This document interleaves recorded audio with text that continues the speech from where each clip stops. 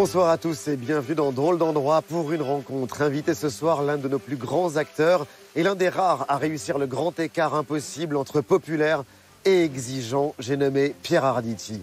Quand je rentre en scène, si les gens savaient à quel point je suis nu, au sens pur du terme, où je n'ai aucune défense, ils n'oseraient même plus me regarder, ils n'oseraient plus battre un cil. Mais ça ne vous fait pas peur? Mais je suis payé pour ça. Nous avons donné rendez-vous à ce passionné de vin dans l'une des régions les plus prestigieuses de la Côte-Rôtie, le domaine Guigal.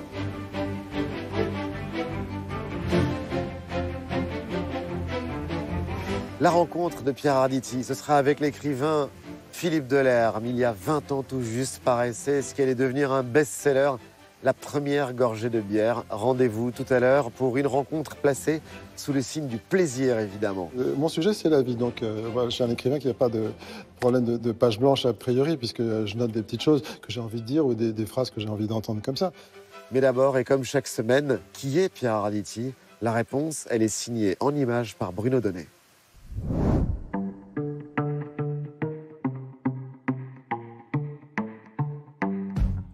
Alors, savez-vous qui est précisément notre invité de ce soir?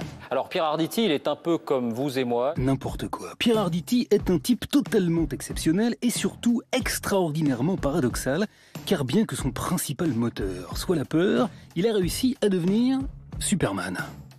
Tout est dangereux, mais tout est nécessaire. Je vous explique? Ça nous aidera à mieux comprendre. Ok, fils d'un artiste peintre qui a tiré le diable par la queue pendant toute sa vie, Pierre Arditi a commencé par avoir peur de la bohème. J'ai eu peur, oui, c'est exactement ça. Du coup, il a choisi de devenir assureur. 10% de réduction sur votre assurance auto, c'est facile. Et pas assureur pour de faux dans une pub, hein. Non, assureur pour de vrai. C'est les AGF à l'époque, voilà, ça s'appelait comme ça, Assurance Générale de France, rue NR. Je me débrouillais pas mal, quoi. Bon, et puis à un moment donné... il a eu peur de s'ennuyer. Alors, il a suivi les cours de comédie de Tania Balachova. Vous allez vous amuser à faire du son avec bon appétit. Et il est devenu acteur. Je ne pouvais plus attendre. Mais là, il a eu peur du lendemain. Voilà pourquoi il a sombré dans la boulimie. Il a travaillé au théâtre. Et alors là, vous me faites bien rigoler, tiens. Au cinéma. Mon cher ami, je vous ai demandé de venir à mon bureau ce matin pour envisager votre avenir avec vous. Alain Resnais en a fait son égérie. Action.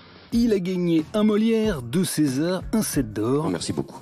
Bref, on a fini par le voir partout et tout le temps, au point qu'au milieu des années 80, Yves Montrouzy y perdit son latin. On faisait justement le bilan, l'éloignement, c'est dans ce moment, l'allumeuse cet été, Flag, la semaine prochaine, le cri du hibou fin octobre. Non, le cri du hibou, c'est pas moi. Vous n'êtes pas dedans? Non, en voilà un dans lequel je ne suis pas. Car il faut vous dire aussi que Pierre Arditi a très peur de ne pas plaire. Il est élégant, intelligent, beau. Ça vous emmerde, hein? Un bel homme. Ça vous emmerde, ça? Eh ben, c'est comme ça. On l'a dit, séducteur, tombeur, mais sa sœur, la comédienne Catherine Arditi, estime tout simplement qu'il a un petit côté narcissique.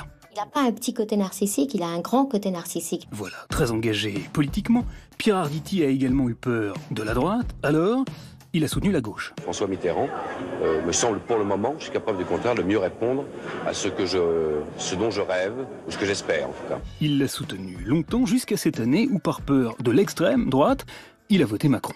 Il est quand même un tout petit peu plus neuf qu'un certain nombre d'autres. En 50 ans de carrière, notre angoissé compulsif a donc pratiquement tout fait, tout, même la présentation d'une émission de télévision. Le monde a changé, vous trouvez pas? Tout, même des choses totalement improbables et peu connues du grand public, car devant une telle liste de frousses, j'allais oublier de revenir à Superman dont je vous parlais en préambule. J'ai pas très bien saisi. Figurez-vous que Pierre Arditi, qui a longtemps mis sa douce voix au service du doublage... Messieurs, le pilote est blessé. Est la voix française de Superman. Je viens d'une planète nommée Krypton. Krypton. Eh oui, comme quoi on peut avoir les chocottes et réussir à devenir Superman. Il suffit juste de savoir prendre de la hauteur. Exactement. Excusez-nous beaucoup. Bonjour Pierre Arditi. Comment ça va? Eh ben merci d'être dans Drôle d'endroit pour une rencontre. Drôle d'endroit pour une rencontre ici au milieu des vignes. Qu'est-ce que ça vous évoque de voir ces vignes-là? C'est pas n'importe quelle vigne, on n'est pas loin de Lyon. C'est la terre de la Côte-Rôtie. C'est les grands terroirs de la vallée du Rhône, qui sont parmi les plus grands. J'ai toujours relativement aimé le vin, mais j'ai toujours détesté la campagne. jusqu'à 40 ans, parce que je trouvais que c'était la mort, on y voyait, il n'y avait pas de mouvement, il n'y avait rien. En réalité, avec l'âge, c'est le contraire. Ça a l'air de mourir, mais en vérité, ça renaît. Vous savez que c'est compliqué de parler d'alcool à la télévision. À consommer avec modération, je le dirais régulièrement. Non. Pas à consommer avec modération, n'employez pas ce mot stupide. C'est pas intéressant d'être modéré dans la vie, à consommer avec raison. Pas mal. Oui, c'est mieux, parce que la raison, c'est ce qui passe par là. Et comme vous le savez sans doute, la raison, c'est l'initiation, et quand on boit du vin, il faut être initié, et ensuite il faut boire avec la raison, et pas de la modération qui ne sous-entend absolument rien. Parole de connaisseur, vous avez 3 caves, 15 000 bouteilles de vin? Oh, j'en ai moins maintenant, parce que j'en ai donné d'abord, j'en ai bu, et puis j'en ai vendu un peu, parce que j'en avais quand même trop. Vous savez, le vin, pour moi, c'est un peu comme les livres. D'ailleurs, ce sont des livres, d'une certaine manière. Ce sont des livres? Le vin, les bouteilles de... Bah oui. Quand on boit un verre de vin, il y a une mémoire immédiate qui se met en route. Elle est humaine, elle est géographique, elle est sentimentale, elle est sensorielle. Tout ça parle. Donc, comme un livre vous évoque immédiatement des images, vous entendez la voix des personnages que vous fabriquez vous-même. Moi, je me fabrique des décors, je me fabrique des sensations ou des souvenirs. Expliquez-nous le rapport que le vin entretient à la culture. Le vin est une culture, d'abord au sens pur du terme. Strict et littéral. Vous pouvez le voir devant vous, c'est une culture. Le pied de vigne. C'est le pied de vigne, ça se travaille, ça s'entretient, ça se chérit, ça se bichonne, parce que sinon, ça crève. Ça se consomme aussi. Ben, c'est la finalité. Ça se dévore, comme des évidemment, de le consommer, de le croquer, de le dévorer, et d'en faire, une chose qui vous devient très personnelle. Et si nous buvons la même bouteille de vin, nous n'aurons pas les mêmes sensations, vous et moi. Chacun aura la sienne, et c'est très bien comme ça, c'est comme un livre. Vous ne pouvez pas dire, il faut le lire comme ça, ou comme ça, ou comme ça. Non, vous lisez un livre, et vous devenez propriétaire et co-auteur du livre. Quand vous buvez du vin, vous, d'une certaine manière, en le goûtant, vous devenez co-auteur de ce que les gens ont espéré que vous ressentiriez. Voilà, donc c'est absolument culturel.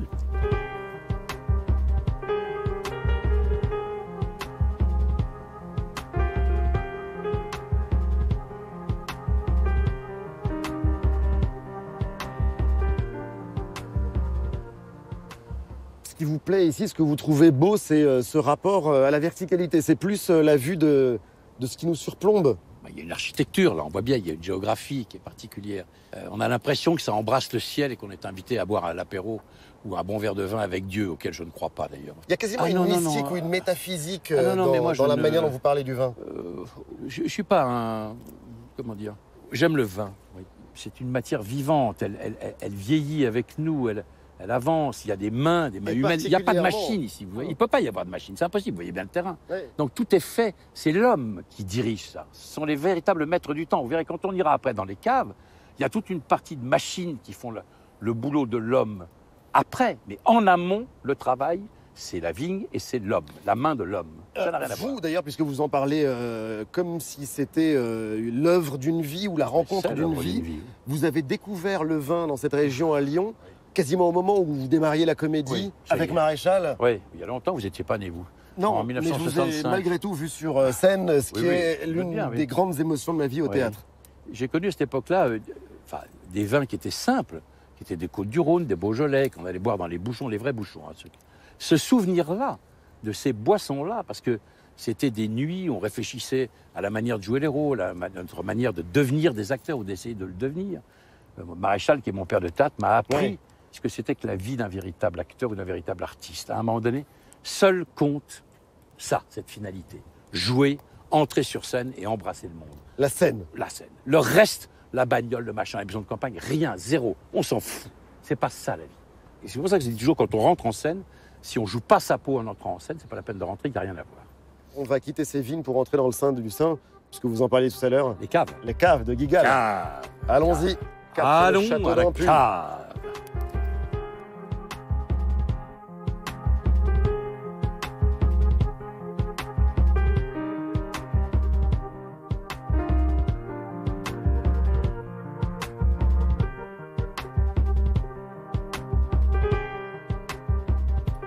Faut savoir le faire, ça.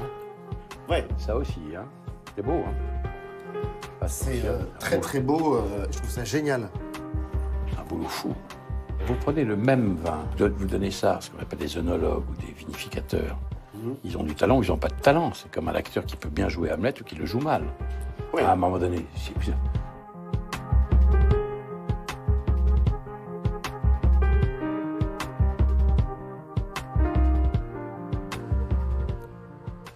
On est ici dans des caves absolument magnifiques, des caves familiales. Quand on est passionné de vin, c'est quoi? C'est une sorte de petit bout de paradis?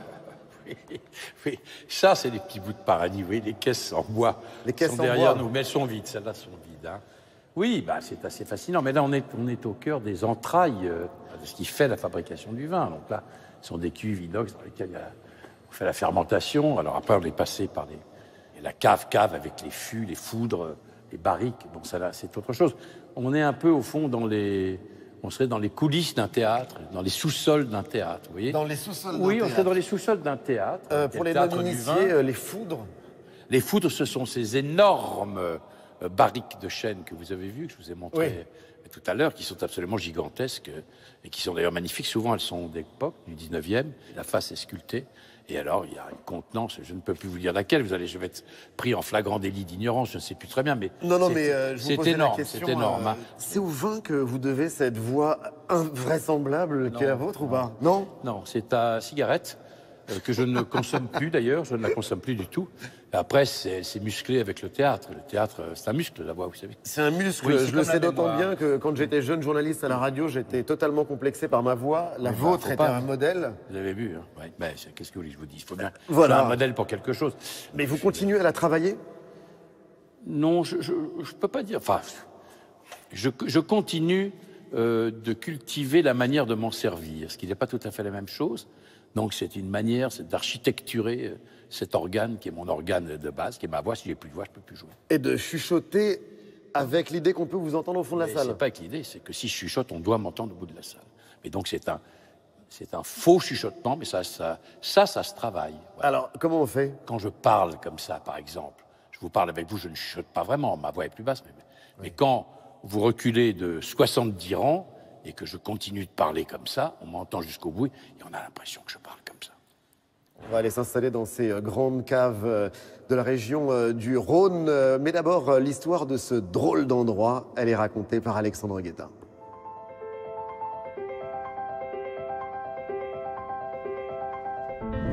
Notre drôle d'endroit cette semaine s'étend sur plus de 215 hectares.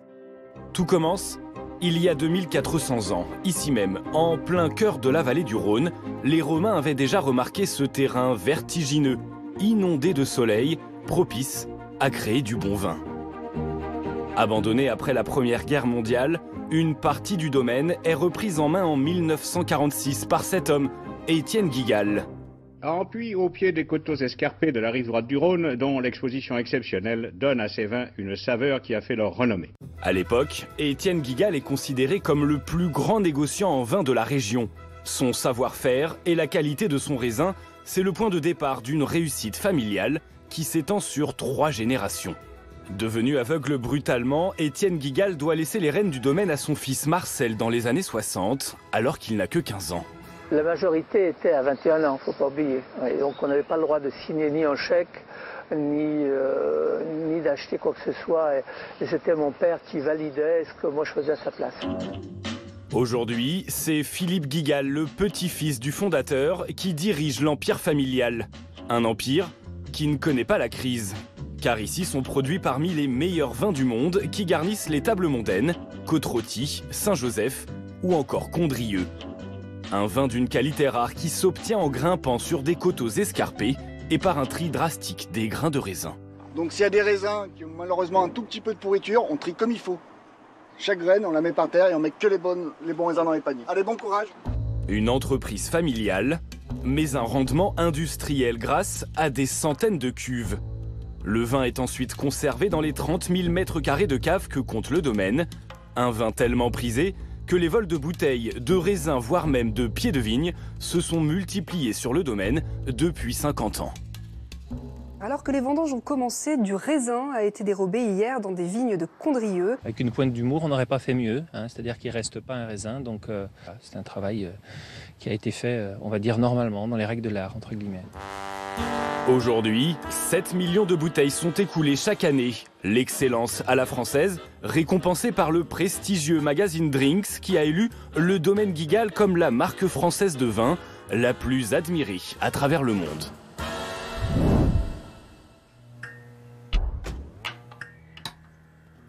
Drôle d'endroit pour une rencontre continue avec notre invité Pierre Arditi dans cette cave assez magique. Pierre Arditi, vous avez absolument tout fait dans le métier. Vous avez été du cinéma, beaucoup de la télévision. Vous étiez l'un des premiers à investir cet espace d'expression.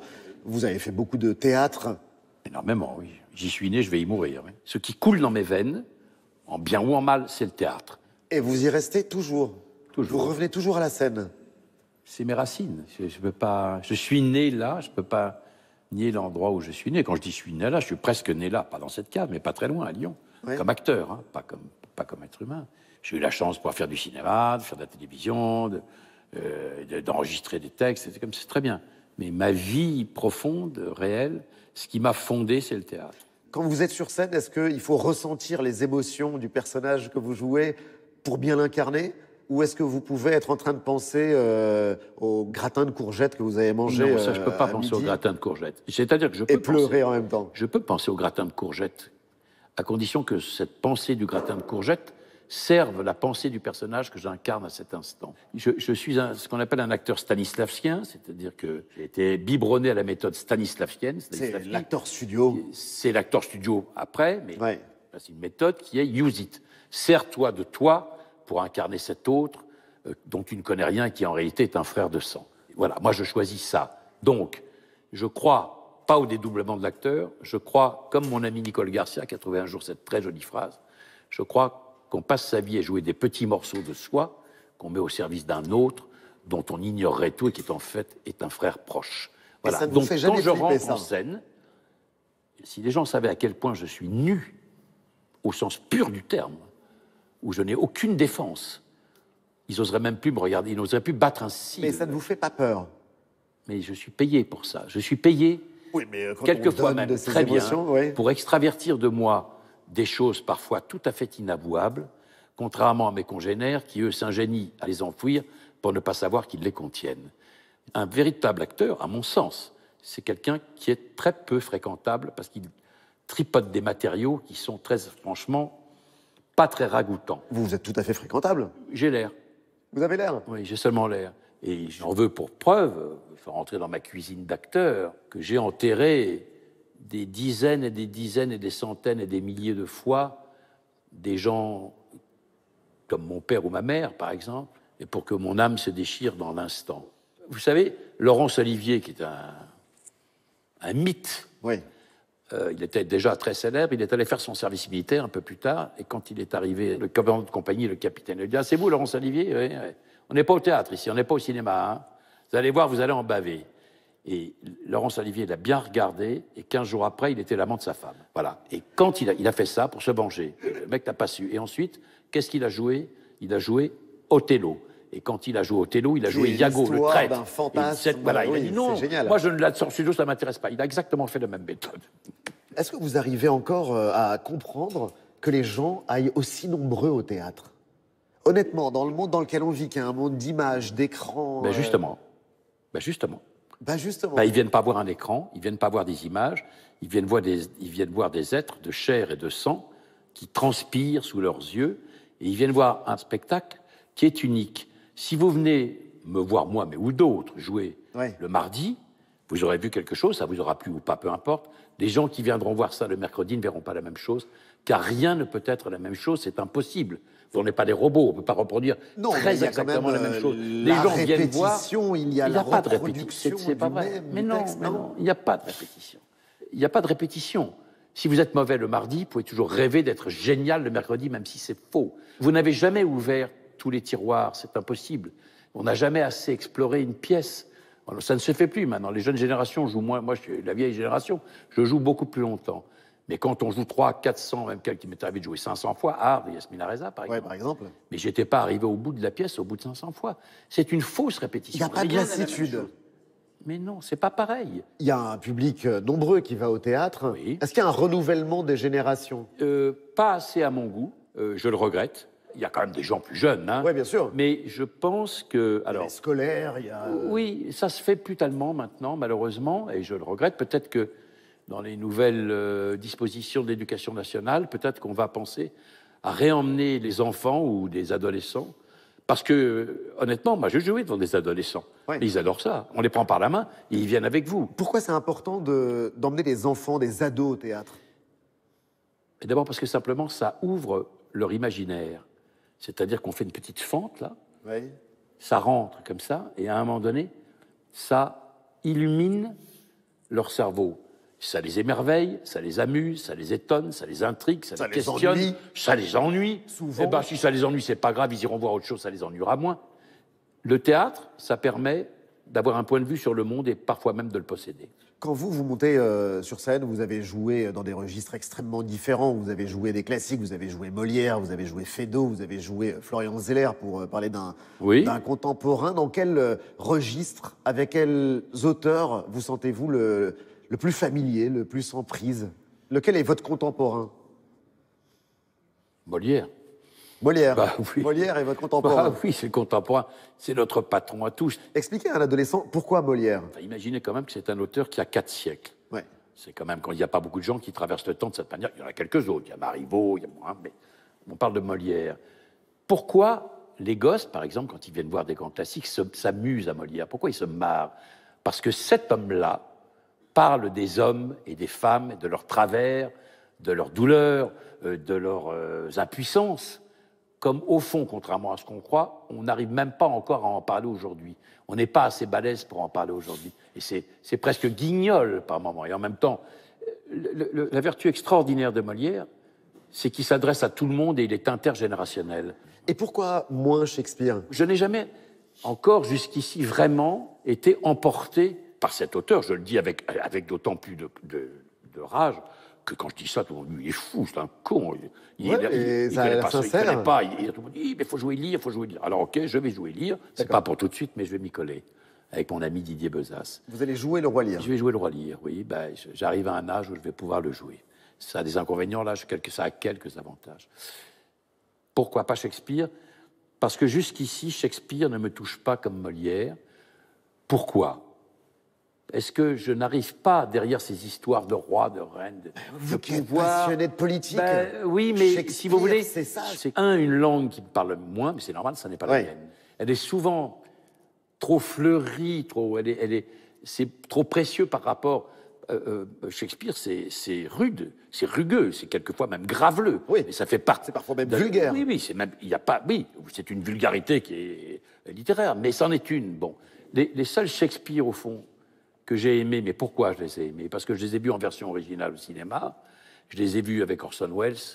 C'était magnifique parce que lui est un géant absolu et comme metteur en scène et comme acteur. Ouais. Et j'ai vu Richard Burton, qui était un acteur shakespearien absolument sublime, mais ils jouaient dans leur langue, dans la langue shakespearienne. Et alors là, évidemment, on est dans quelque chose d'autre. Est-ce que la langue française sert Shakespeare? Je me pose la question. Mais là, je vais bien être obligé de la résoudre parce qu'il faudra que je joue quand même. Qu'est-ce qui change quand on avance en âge dans... Tout. Qu'est-ce qui change? Tout. Vous avez vu tout à l'heure, on est descendu des escaliers, j'ai mal à ma jambe gauche, ça m'emmerde. Ouais. Bon, je n'avais pas ça il y a 4 ans, parce que petit à petit, on voit l'étendue des dégâts. Ils ne sont pas seulement physiques, ils sont physiques aussi. Mais par exemple, il y a des rôles que j'adorerais jouer encore. Intérieurement, je peux encore les jouer, sauf que j'ai 30 ans de trop. C'est mort, c'est foutu. C'est terminé. On fait expliquer, vous êtes un acteur merveilleux, voilà. Mais pas pour ça, hein. Pas pour ça. Alors, vous allez pouvoir jouer ça, et ça, vous dites adieu. Il fallait le jouer avant, c'est trop tard pour vous. Donc, c'est pas une tragédie, c'est pas marrant. Si vous voulez, c'est difficile. Alors, j'essaie de regarder devant moi, mais vous connaissez cette phrase terrible et horrible que je ne fais pas mienne, mais qui malheureusement n'est pas entièrement fausse. À partir d'un certain moment, ce qui nous reste à vivre, c'est ce que nous avons vécu. Et je refuse de faire mienne cette phrase parce que je considère que j'ai encore des choses à vivre. Est-ce que la dimension politique, qui est consubstantielle au théâtre, est-ce qu'elle existe encore? Mais le théâtre a forcément quelque chose à voir avec la démocratie. En tout cas, il a forcément quelque chose à voir avec la culture, en ce sens qu'elle est la base même de la démocratie. Le théâtre, il est politique dans la mesure où d'une certaine manière, il oblige à voir en face des choses qu'on ne verrait pas forcément autrement. Donc, il est politique parce qu'il interroge, il fait s'interroger, il fait s'émouvoir, il fait s'intriguer, il fait rejeter, il fait analyser. Donc, il aide à devenir un être humain, tout simplement. Ce serait quoi le rêve de la politique?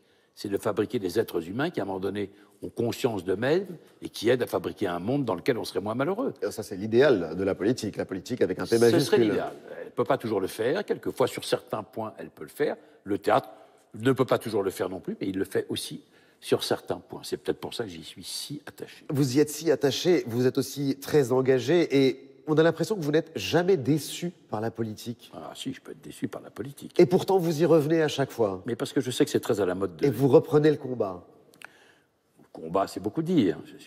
Un engagement à gauche, oui, soutien, affirmation de conviction. Oui, j'ai des convictions. Et contrairement à ce qu'on pourrait croire d'ailleurs, avec l'âge, elles ne s'éteignent pas, mais au contraire, elles sont de plus en plus vivantes et électriques.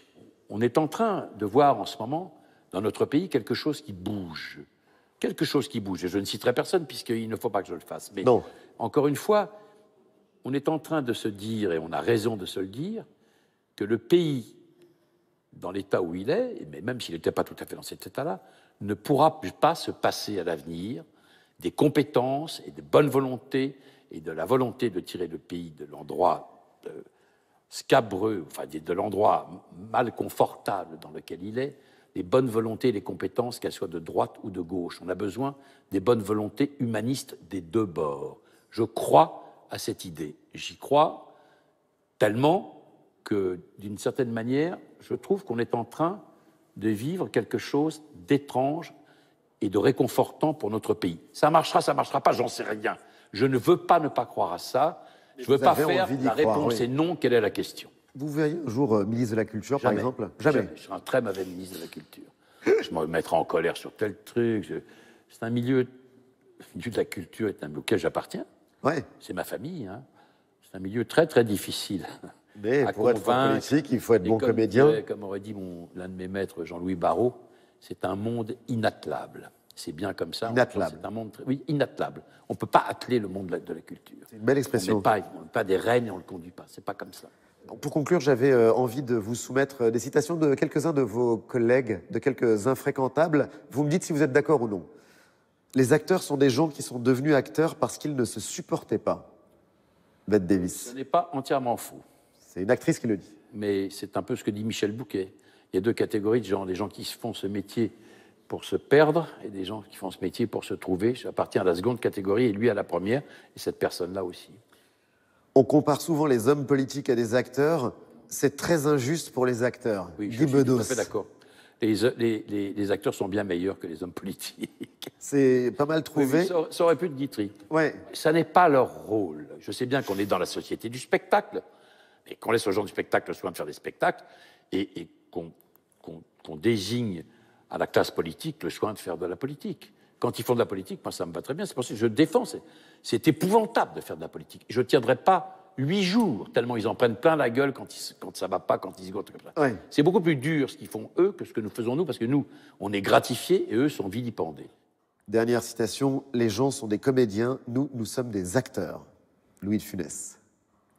C'est très joli. Partie de cette distinction, c'est pas oui, mal, hein. Mais je vais vous en donner une autre. Tout le monde joue. Les acteurs ont cet avantage sur les autres, c'est que eux, quand ils jouent, ils le savent.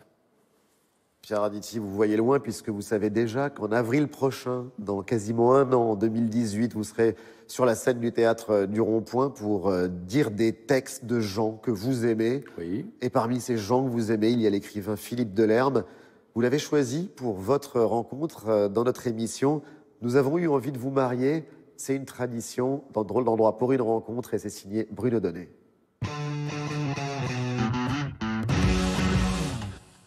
Vous expliquez ce qui rapproche Philippe Delerme de Pierre Arditi, c'est facile.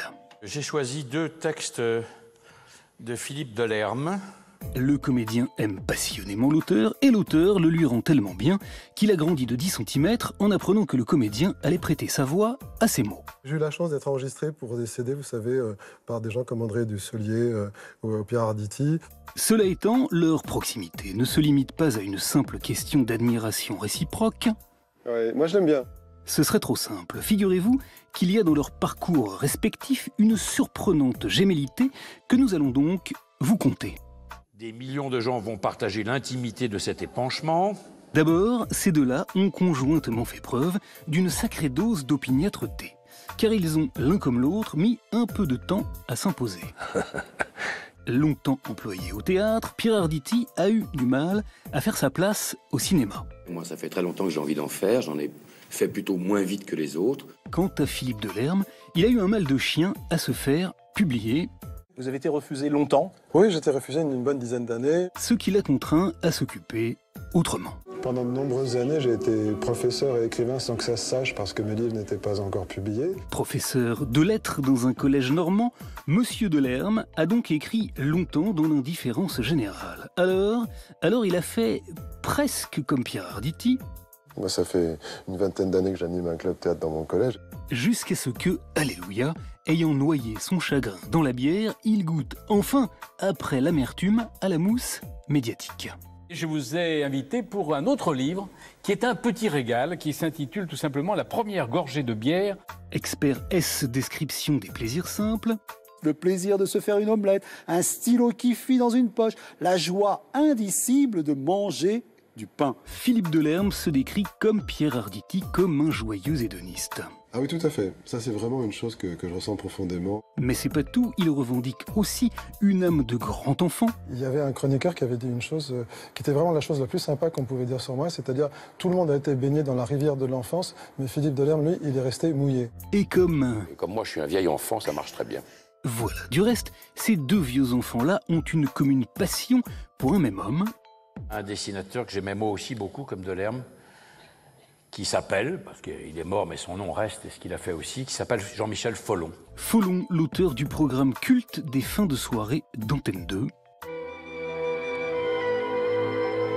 Auquel, le saviez-vous, le jeune Philippe Delerme consacra une chanson qu'il écrivit pour en offrir l'interprétation à Yves Petit-Pont-de-Bois du Teil.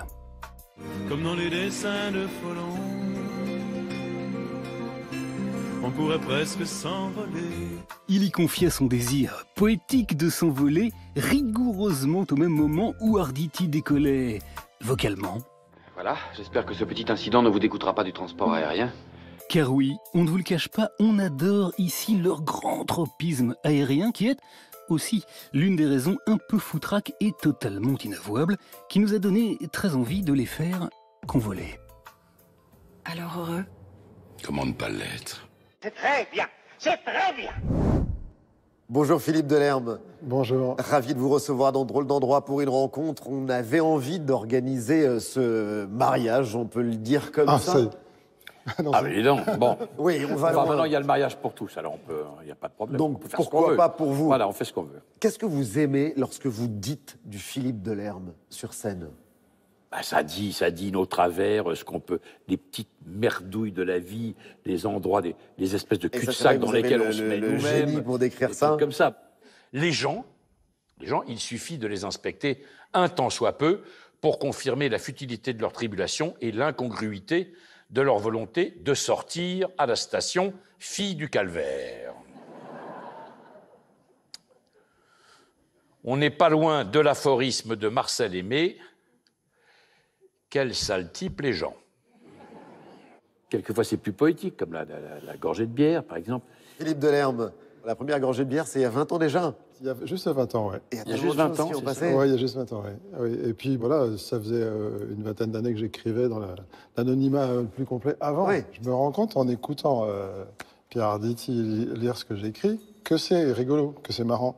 Et ça c'est plutôt une bonne surprise parce que, moi, en tant que prof de lettres, oui, je l'espère, mais autant j'aimais bien mettre le ton quand je disais des textes d'auteurs et tout, mais autant pour lire soi-même des choses, on n'aime pas trop souligner, notamment ce qui est drôle ou ce qui est fin, c'est-à-dire de dire, écoutez, comme c'est chouette là, bon, merci de le faire. Il y a un esprit. Vous, Philippe Delerme, en l'occurrence, vous vous épanouissez comme prof ou comme écrivain? Est-ce que... Prof, c'est fini depuis 10 ans. Je suis un des rares écrivains ayant connu un petit succès, à être allé au bout de votre carrière j'ai fait mes 37 ans et demi, mais ça, voilà, ça fait 10 ans que c'est fini. L'épanouissement, l'accomplissement, vous le viviez sur scène, comme on dit, devant les élèves, dans la classe ou J'aimais beaucoup mon métier de prof. En écrivant.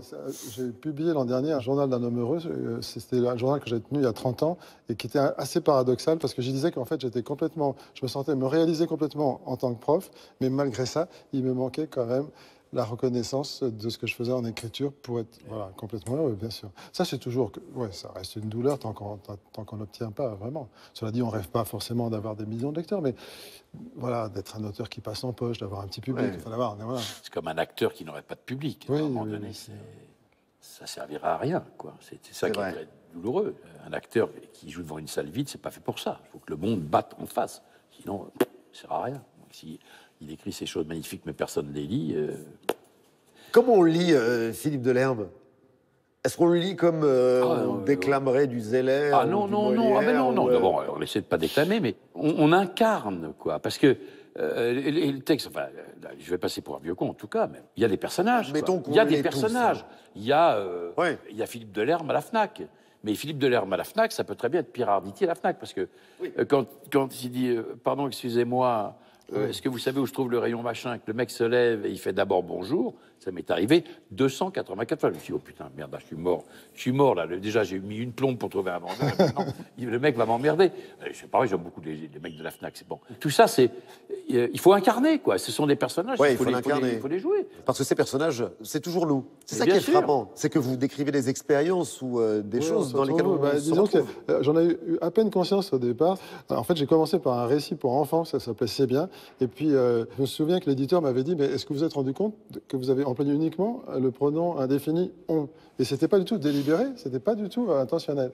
Mais simplement, ça correspondait à ce que, quelque part, j'avais vraiment envie de faire, c'est-à-dire dire des choses qui étaient vraiment à moi, mais en proposant des choses que les autres pouvaient éventuellement partager. Mais vous êtes un vrai écrivain, mais vous avez besoin de vivre les choses pour les traduire en mots. Ah oui, ça, alors, mon sujet, c'est la vie. Donc, voilà, je suis un écrivain qui n'a pas de problème de page blanche a priori, puisque je note des petites choses que j'ai envie de dire ou des phrases que j'ai envie d'entendre comme ça. Donc, à ce problème, à ce niveau-là, il n'y a pas de problème. Mais du coup, écrivain, pas romancier. Pas romancier, voilà. Et ça, je revendique complètement. Il y a plein de gens comme ça. Mon modèle à ce niveau-là, c'était peut-être Colette, par exemple, qui n'est pas forcément une formidable romancière, mais qui est un formidable écrivain. Et donc, dont les meilleurs textes ne sont pas des romans. Ben oui, bien sûr. Son matériau, effectivement, c'est la vie. Pas toute la vie, parce que vous choisissez ce moment où une scène de vie va devenir un morceau de littérature. Et alors, il y a une petite règle là qui... Souvent, les gens s'imaginent que je me balade avec un carnet dans la poche et que je regarde le spectacle comme si honnêtement, je vous imaginais comme ça. Et en fait, ça ne peut pas fonctionner comme ça. C'est-à-dire il faut vraiment que ce soit des moments que moi je vis, que je sois vraiment dans le moment moi-même. C'est beaucoup plus tard que je me dis, ah oui, ce truc-là, ça pourrait devenir un moment de vie. Mais si je suis sur le motif, enfin, puisque vous, la peinture, je crois que vous connaissez un petit peu. Et donc, et si je suis sur le motif en train de chercher un sujet, alors, ça vient pas. Ça vient absolument pas. Vous avez raconté une soirée au Théâtre Hébertot à l'occasion d'une représentation du Roi se meurt avec Michel Bouquet. Vous avez cette phrase « Il faut tout vivre au 3e balcon ». Qu'est-ce que ça veut dire? Ouais, ça veut dire que d'abord, c'était compliqué d'avoir des places, parce que bon, c'est vrai que c'était dur d'avoir des places pour le Roi se meurt avec Michel Bouquet. Peut-être pas pour Pierre Arditi, j'imagine. En tout cas, pour moi, c'était plein, etc. Et puis après, c'est vrai que moi, j'avais l'image de Michel Bouquet que j'avais vu dans pas mal de films, tout ça. Et tout d'un coup, comme j'avais pu avoir des places qu'au 3e balcon, déjà j'ai le vertige. Donc, le 3e balcon à Hébertot, c'est vraiment... C'est complètement à pic. Et puis, c'est devenu vraiment une idée. C'était très intellectuel. C'était pas Michel Bouquet, c'était le crâne de Michel Bouquet, comme ça, vu d'avion. Et tout d'un coup, je me suis dit, ah, mais finalement, c'est peut-être la meilleure place, parce qu'on n'est pas dans le bruissement comme ça du théâtre où les gens parlent un petit peu. C'est toujours un peu bourgeois quand même en bas. Et là, tout d'un coup, j'étais dans l'idée pure de Michel Bouquet, quoi. C'est pour ça que chaque fois que je joue au théâtre maintenant, et en ce moment ça m'arrive au Célestin, puis qu'il y a des trucs comme ça, je n'oublie jamais, de temps en temps quand même, prendre un air inspiré, de me dire pendant que je réfléchis à ça, les gens voient autre chose que mon crâne. Ça, c'est pas mal. Pensez donc... Oui, parce que je me dis, mais ils sont là-haut. De temps en temps, ils ne voient que ça, j'ai envie qu'ils voient. Vous êtes un mec de gauche, finalement, Pierre Arditi. J'ai voulu réparer une injustice. Non, mais c'est une blague. Vous avez lu Philippe Delerme. Vous, Philippe Delerme, vous avez demandé à une dizaine d'artistes de choisir des mots et de les développer. Vous avez joué le jeu, Pierre Arditi. Oui. Et Philippe Delerme voulait lire les dernières lignes d'un chapitre. Je trouve qu'il a écrit un texte sur jouer. Formidable. Juste la fin. C'est du Pierre Arditi. Il parle de sa boulimie. Quand on me dit boulimique parce que je joue beaucoup, je peux simplement répondre que la boulimie est une maladie dont la finalité est sa propre destruction. Ma boulimie à moi est destinée à vivre des vies que je n'aurais pas le temps de connaître si j'étais raisonnable. Je me suis toujours vu marcher sur une route, traversant un paysage plat et qui se perdrait dans la ligne d'horizon. Un jour, une tache sombre est apparue au bout de la route sans que je puisse l'identifier. Des années après, j'ai compris. Cette tache, c'était un butoir, comme ceux qui arrêtent les trains qui ne circulent plus. Je joue parce que quand je joue, le butoir ne s'approche pas. Voilà. Ah, c'est plus que pas mal, et c'est assez mélancolique, alors qu'on vous imagine rieur, jouisseur. Mais ça n'est pas contradictoire. Non, c'est vrai. Je peux rire, je m'empresse de rire avant d'être obligé de pleurer. Le butoir, je le vois, il est à portée de vue. Il n'est pas encore à portée de main, grâce à Dieu, mais il ne manquera pas de me tordre le cou. Mais pour le moment, c'est moi qui lui fais un pied de nez. Le texte est formidable, honnêtement, Philippe Delerme. Pourquoi est-ce que vous n'écrivez pas davantage? Mais j'écris parce que c'est pas à Philippe Delerme que je vais raconter ça. Ce sont des énergies contradictoires, jouer et écrire. Les seules fois où j'ai vraiment pris le temps d'écrire parce que j'avais envie de faire une sorte d'autoportrait au pluriel, je ne travaillais pas et pendant 15 jours, j'étais dans une maison de campagne que j'avais où j'étais seul. J'ai écrit parce que je pouvais vagabonder dans la journée et puis ensuite le soir, je mettais de la musique puis j'écrivais bien ou mal jusqu'à 5 heures du matin. Mais quand je joue, quand je répète comme ça, mon esprit ne peut pas vagabonder pour ça. Donc à ce moment-là, c'est contradictoire, je ne peux pas. Je peux tourner et jouer, je peux jouer et répéter, je peux tourner et tourner, je peux jouer et jouer. Je ne peux pas jouer ou tourner, répéter et écrire. Donc quand je voudrais vraiment écrire, plus longuement que ça, il faudra que j'arrête de faire l'acteur momentanément, mais ça peut arriver aussi, parce que j'ai assez envie. Non, mais j'écris, je fais l'article, des trucs comme ça. J'en fais un autre. Voilà, il pourrait en faire un lui tout seul, c'est mon rêve secret. Et puis peut-être que s'il prend du temps pour ça, à perdre le temps, justement, peut-être qu'il ne verra pas le butoir non plus en écrivant. Ah, je pense qu'il reculera aussi. Tout ce qui me fait vivre m'empêche de mourir. Merci infiniment, messieurs, pour cette rencontre. Merci au nom de l'art dramatique. C'est pas mal. Ali Badou. Et vous, Philippe Delerme, merci. C'est mignon, Ali Badou. Pour la rencontre, c'était Ali vraiment Badou, très très sympa. Il a une belle gueule et en même temps, il a la gueule d'un héros de bande dessinée. Écoutez, un jour, il faudra qu'on fasse les aventures d'Ali Badou en bande dessinée. Ça, c'est un très très beau compliment. Merci infiniment à tous les deux. Drôle d'endroit pour une rencontre. C'est terminé. Vos actualités respectives, évidemment. Alors, le cas Schneer. Oh là, c'est pas passé loin de la cata, là. Non, je l'ai bien dit. C'est très difficile à dire. D'après Jean-Paul Dudois, c'est les dernières dates du 15 au 17 juin à la scène nationale de Château-Vallon. À suivre un film avec Valéria. Mise en scène de Didier Bezas, qui est magnifique. Tout à l'heure. Et puis en avril 2018, au Théâtre du Rond-Point, pour Arditi, lit ce qu'il aime, dont Philippe Delerme. Philippe Delerme, ressorti de la première gorgée de bière 20 ans après. C'est aux éditions L'Arpenteur, aux versions illustrées et toujours le journal d'un homme heureux. Ça, c'est aux éditions du Seuil. Drôle d'endroit pour une rencontre, c'est fini. Merci infiniment à tous les deux et merci à vous de nous avoir suivis. On se retrouve la semaine prochaine. Même chaîne, très belle nuit à tous.